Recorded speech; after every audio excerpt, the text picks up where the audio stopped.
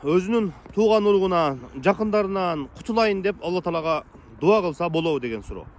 Урматтуу бир туугандар, инсан Алла Таалага кайрылганда жалаң жакшы нерсени, пайдалуу нерсени сураш керек. Пайгамбарыбыз саллаллаху алейхи вассалам ошон үчүн айткан, адамдын дуасы кабыл болот качан ошол адам ушул өзү күнөөлөрдөн алыс болсо дагы, анан экинчи нерсе бул ошо тууган уругуман алыс болоюн, же болбосо туугандыкты үзө турган нерселерди дуа кылган болсо, Алла Таалам ошол дуаларды кабыл кылбайт экен.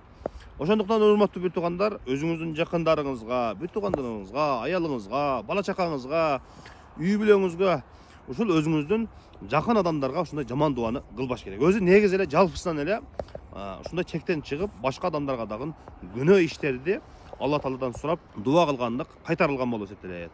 Ошондуктан урматтуу бир туугандар, ар дайым эгерде биз тилек кылып Кудайдан сурай турган болсак, ар дайым жакшы нерсени сурайлык.